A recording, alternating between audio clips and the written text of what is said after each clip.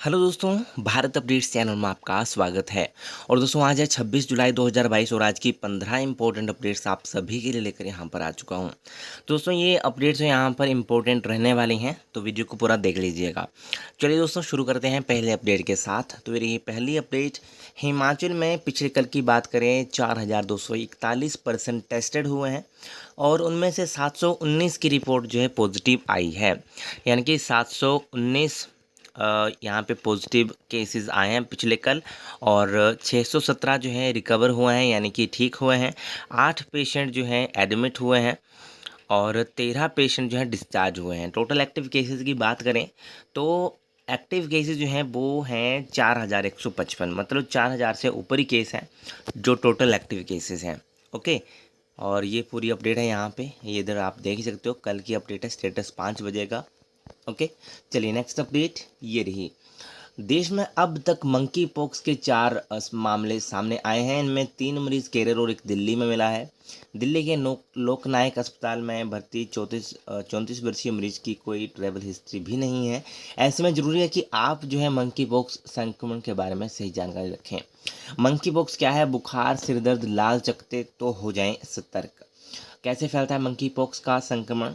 तो ये संक्रमण नज़दीकी पर निर्भर करता है, यानी दो लोगों के बीच जितनी नज़दीकी अधिक होगी उससे संक्रमित होने की आशंका जो है ज़्यादा होगी। तो ये दोस्तों कुछ यहाँ पे अपडेट है इसके बारे में, उनकी ये भी अभी इसके भी मामले आ रहे हैं। जो मंकी पॉक्स है इसके भी मामले अभी आ रहे हैं, तो इससे भी आपको थोड़ा ध्यान रखना है। अभी तो इसके 4 ही केसेस आए हैं, बट ध्यान रखना है। ओके, क्योंकि यहाँ से भी कोई गया था, जो पर्यटक होते हैं वहाँ से हिमाचल में घूम के गए थे वो भी, और दिल्ली के थे शायद वो ना, तो उनमें भी ये जो है संक्रमण मिला था शायद। तो वो आप देख लेना कि मतलब अपनी सेफ्टी रखनी है। ओके, कहीं पे ज़्यादा घूमना फिरना नहीं है ना। अगर जाना है तो मास्क लगा के जाना है। ओके, बाकी इसमें बारे में आप भी सर्च करके देख ही सकते हो कि क्या क्या इसके जो सिम्टम हैं। ओके, क्योंकि ये नया भी मंकी पॉक्स नया ही आया है। ओके, चलिए नेक्स्ट अपडेट ये रही। 358 निजी कंपनियों को 584 लाइसेंस, 107 बनाएगी हथियार। रक्षा क्षेत्र 2 साल में 494 करोड़ रुपए का हुआ विदेशी निवेश। सेना ने 40,000 पदों की भर्ती के लिए प्रक्रिया शुरू की। 26,126 ग्रामीण बस्तियां पी रही दूषित पानी।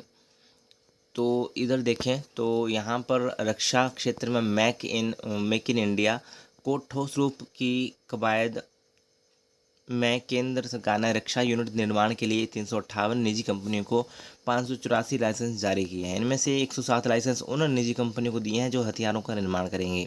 इनके अलावा देश की 16 सरकारी कंपनियां पहले से काम कर रही हैं। तो ये दोस्तों यहाँ पे अपडेट है। और हंगामे के बीच हफ्ते भर में सिर्फ एक बिल पास। 12,044 शिक्षकों को पद केंद्रीय विद्यालयों में खाली। चलिए दोस्तों नेक्स्ट अपडेट ये रही। भारत में खुदरा महंगाई 12 प्रमुख देशों में सबसे ज़्यादा। दुनिया भर के केंद्रीय बैंक इस साल ब्याज दरें तेज़ी से बढ़ाएंगे। प्रमुख देशों में महंगाई की दर, तो देख सकते हो यहाँ पे सबसे ज़्यादा कहाँ पे है, और वेनेजुएला में सबसे ज़्यादा महंगाई के मोर्चे पर लगातार बढ़ रही चुनौती के बीच दुनिया के प्रमुख 12 देशों की तुलना में भारत शीर्ष पर बना हुआ है। भारत में खुदरा महंगाई जून में 7% से ऊपर रही है, जबकि 12 प्रमुख देशों में इससे कम रही है। इनमें सऊदी अरब में खुदरा महंगाई सालाना आधार पर 2.3% रही है। चीन और जापान में यह 2.5% रही है। स्विट्जरलैंड की बात करें 3.4%, इंडोनेशिया में 4.4%, जबकि ऑस्ट्रेलिया में 5.1 यहाँ पे रही है। अमेरिका में भी 9% से ज़्यादा महंगाई यहाँ पे रही है। सबसे खुशहाल देश में भी महंगाई 7% से ऊपर। तो सबसे खुशहाल देश माने जाने फिनलैंड में महंगाई की दर 7.8 पर है। थाईलैंड में 7.7%, जर्मनी में 7.6%, और दक्षिण अफ्रीका में 7.4, न्यूजीलैंड में महंगाई की दर 7.3% है। चलिए दोस्तों नेक्स्ट अपडेट ये रही। सूबे में बागवानी योजनाओं का 50% लक्ष्य भी पूरा नहीं। बागवानी योजनाओं के क्रियान्वयन पर लेखा परीक्षा की टिप्पणियों से विभाग हुआ तल्ख। योजनाओं के तहत अधिकारियों के कामकाज पर उठाए सवाल, कोताही बरतने वाले संबंधित अफसरों को की जवाबदेही होगी तय। नेक्स्ट अपडेट ये रही, ओल्ड पेंशन स्कीम की बहाली को लेकर बेनतीजा रही बैठक। संघ बोला पुरानी पेंशन के अलावा कोई विकल्प नहीं चाहिए। अध्यक्ष बोले मांग न मानी तो मानसून सत्र के दौरान निकालेंगे विरोध रैली। कर्मचारी एवं अन्य कामगार कल्याण बोर्ड के उपाध्यक्ष की अध्यक्षता में हुई बैठक। तो ये दोस्तों यहाँ पे अपडेट है। चलिए नेक्स्ट अपडेट ये रही, शिमला में बेकाबू ट्रॉले ने रौंदी 30 गाड़ियां। लोक गायक बिक्की समेत 13 लोग घायल। अफरा तफरी के बीच जान बचाने के लिए भाग गए लोग, दफ्तर की दीवार से टकराने के बाद थमे पहिए। तो ये दोस्तों इधर अपडेट है, कल की अपडेट है ये। चलिए नेक्स्ट अपडेट ये रही, अटल टनल के पास फटा बादल, 2 पैदल पुल और एक सड़क बही। 2 वाहनों, एक रेस्टोरेंट और शेड को पहुंचा नुकसान। मंडी के सराह में ढहा 4 मंजिला मकान। 17 सड़कें, 13 पेयजल योजनाएं और 2 बिजली ट्रांसफार्मर ठप। तो यहाँ पे मनाली के सेरी नाला में बादल फटने से आई बाढ़ से क्षतिग्रस्त रेस्टोरेंट। 5 घंटे तक बंद रहा मनाली लेह मार्ग। और प्रदेश में आज भी बारिश के आसार। तो यहाँ पे विश्व के विख्यात अटल टनल रोहतांग के पास सोमवार रात करीब 3 बजे बादल फटा है। टनल के साउथ पोर्टल से सटे सेरी नाला में यह बादल फटा है। इससे ब्यास नदी में बाढ़ आ गई। बाढ़ की आवाज़ ने गहरी नींद में सोए लोगों को जगा दिया। इसके बाद जो है पूरे इलाके में अफरा तफरी मच गई। बाढ़ की चपेट में आने से 2 पैदल पुल और एक सड़क का करीब 100 मीटर हिस्सा बह गया। 2 वाहनों और एक शेड को नुकसान हुआ है। तो ये दोस्तों यहाँ पे अपडेट है। प्रदेश में 28 और 29 जुलाई को ऑरेंज अलर्ट। तो मौसम विज्ञान केंद्र शिमला ने मंगलवार को भी प्रदेश में बारिश का दौर जारी रहने का पूर्वानुमान जारी किया है। 28 और 29 जुलाई को प्रदेश के अधिकांश क्षेत्रों में भारी बारिश का ऑरेंज अलर्ट जारी किया गया है। तो ये दोस्तों यहाँ पे अपडेट है। तो 28 और 29 को भी यहाँ पे ऑरेंज अलर्ट जारी हुआ है। नेक्स्ट अपडेट ये रही, यूक्रेन में पढ़ने वाले छात्रों ने शुरू किया आंदोलन। रामलीला मैदान में भूख हड़ताल पर बैठे 50 से अधिक लोग। तो यूक्रेन में एमबीबीएस करने वाले बच्चों के अभिभावकों ने अपने चहेतों के भविष्य व लटकी तलवार को दूर कराने के लिए कमर कस ली है। उन्होंने parents association of Ukraine MBBS students of India बनाकर उनके बैनर तले आंदोलन शुरू किया है। इस लड़ाई में उनके साथ उनके बच्चे भी शामिल हैं और उन्होंने अपने भविष्य पर छाई काली छाया को दूर कराने के लिए रामलीला मैदान में 5 दिवसीय भूख हड़ताल शुरू कर दी है। चलिए दोस्तों नेक्स्ट अपडेट ये रही, HPUIBS ने जारी किया काउंसलिंग शेड्यूल। दोस्तों ये मैं कल भी बता चुका हूँ। इसके अलावा एक और नोटिफिकेशन है, 2-3 नोटिफिकेशन है वो अलग से आए हैं। ठीक है, तो ये तो मैं आपको कल बता ही चुका हूँ। ये है आपका FYI CTTM और दूसरा है BHM की काउंसलिंग। तो 29 और 30 जुलाई को ये काउंसलिंग होगी और डिटेल नोटिफिकेशन आपको मेरे टेलीग्राम चैनल के ऊपर मिल जाएगा। ठीक, चलिए नेक्स्ट नोटिफिकेशन जो है ये रहा। तो ये दोस्तों नया नोटिफिकेशन है। इसके अलावा और भी नोटिफिकेशन है वो मैं आपको बताऊंगा। तो यहाँ पर HPU BLLB ऑनर्स के लिए 30 तक कर सकेंगे अभी आवेदन।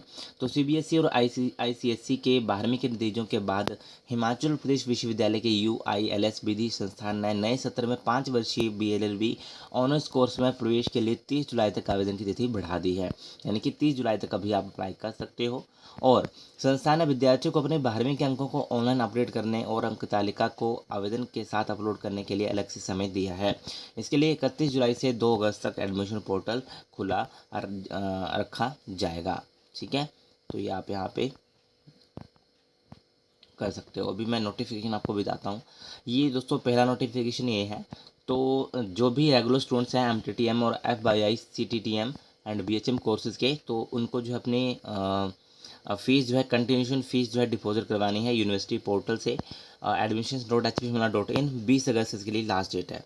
और जो बैंक रिसिप्ट है फाइलिंग विच बिफोर और submit the bank receipt in the office, और जो रिसिप्ट होगी वो आपको वहाँ पे ऑफिस में सबमिट करनी है। ठीक, दूसरा नोटिफिकेशन ये रहा। तो ये दोस्तों नोटिफिकेशन है admission notice for admission to HPUILS एवालोज Shimla BLLB honours 2022-23 course. All the candidates are hereby informed to do correction updation of +2 marks in their online application form, for which the HP online portal shall remain open from 31st of July 2022 to 2 अगस्त 2022। दोस्तों यहाँ पे कहा गया है BLLB में course के लिए जिन्होंने अप्लाई किया था और जिनका भी रिजल्ट निकला है तो वो अपने जो है मार्क्स यहाँ पे अपडेट कर सकते हैं 31 जुलाई से 2 अगस्त के बीच में। ठीक है, यहाँ पे आप जो अपने मार्क्स जो हैं अपडेट कर सकते हैं। ओके, चलिए नेक्स्ट नोटिफिकेशन ये रहा दोस्तों। तो हिमाचल प्रदेश विश्वविद्यालय के विधि अध्ययन के नए सत्र 2022-23 में BLLB 5 वर्षीय कोर्स के प्रथम सत्र की काउंसलिंग के लिए दस्तावेजों की जांच 5/8/2022, तो यानी कि काउंसलिंग यानी कि 5 अगस्त को होगी 10 बजे BLLB की, और एबालोज परिसर में होगी। इस संदर्भ में हिमाचल प्रदेश विश्वविद्यालय के IT सेल द्वारा सभी अभ्यर्थियों को SMS के माध्यम से भी जानकारी दी जाएगी, और सभी अभ्यर्थियों से निवेदन है कि अपने 10वीं +2 हिमाचली प्रमाण पत्र यानी कि बोनाफाइड, अनुसूचित जाति, अपना कैटेगरी सर्टिफिकेट, विकलांगता, एकल कन्या, single girl child, university ward university bad Jammu Kashmir विस्थापित प्रमाण पत्र संबंधित ओरिजिनल दस्तावेजों के साथ फोटो स्टेट कॉपी भी प्रवेश नियंत्रक समिति के समक्ष प्रस्तुत करें। मतलब सभी सर्टिफिकेट आपको लेकर आने हैं। ठीक है, तो ये हो गया आपकी इनकी अपडेट। और अभी हम बात कर लेते हैं जो आपकी तरफ से बहुत दिनों से क्वेश्चन एक ही आ रहा था कि क्या अब शुरू हो सकती है बीएड की काउंसलिंग। दोस्तों अब जो है आपकी बीएड की काउंसलिंग डेफिनेटली शुरू हो सकती है, क्योंकि अभी पिछले कल आपका रिज़ल्ट आ चुका है। तो HP ने आपका UG BA फाइनल ईयर का रिज़ल्ट भी डिक्लेयर कर दिया। अगर किसी को अभी तक पता नहीं है तो वो अपना रिज़ल्ट चेक कर लें। ठीक है, कल क्योंकि वेबसाइट नहीं चल रही थी, आज हो सकता है अच्छे से वर्क कर रही हो। तो HPU BA फाइनल ईयर का रिज़ल्ट आपका आ चुका है। ठीक है, अब आपकी बीएड काउंसलिंग, PG काउंसलिंग, जो भी काउंसलिंग है वो आसानी से स्टार्ट हो सकती हैं। ठीक है, और बाकी आप बोल रहे थे कि जिनका सेमेस्टर का रिज़ल्ट है वो कब आएगा, तो दोस्तों वो भी जल्दी ही रिज़ल्ट आपका आ जाएगा। ठीक है, और इसके अलावा आप बोल रहे थे कि जिनका रिजल्ट नहीं आया था वो कैसे सेमेस्टर वाले कैसे एडमिशन लेंगे। तो दोस्तों जैसे बीएड में एडमिशन होती है तो अभी उसका शेड्यूल आएगा, फिर उसके बाद वो काउंसलिंग भरेंगे। काउंसलिंग भरने के बाद जो है उनका बाद में रिज़ल्ट आता है। रिज़ल्ट के बाद उनके फिर डॉक्यूमेंट जो है चेक होते हैं कॉलेज में, तो तब तक आपका रिज़ल्ट आ जाएगा। अगर नहीं आता है रिज़ल्ट तो सीक्रेट रिज़ल्ट भी एक होता है, तो वो भी आप यूनिवर्सिटी से ले सकते हो अगर रिज़ल्ट नहीं आता है तो। वैसे आ जाना चाहिए रिज़ल्ट आपका बीएड काउंसलिंग होने से, जो डॉक्यूमेंट वैल्यूएशन होती है उससे पहले ही रिजल्ट आ जाता है वैसे तो। ठीक है, अगर नहीं आएगा तो सीक्रेट रिजल्ट आपको मिल जाता है, और कॉलेज वाले भी कंफर्म कर लेते हैं खुद से। ओके, तो यही दोस्तों आज की कुछ इंपॉर्टेंट अपडेट्स। बाकी वीडियो अच्छी लगे तो लाइक शेयर, चैनल को सब्सक्राइब जरूर करिएगा मेरे लेटेस्ट अपडेट्स के लिए। Thank you.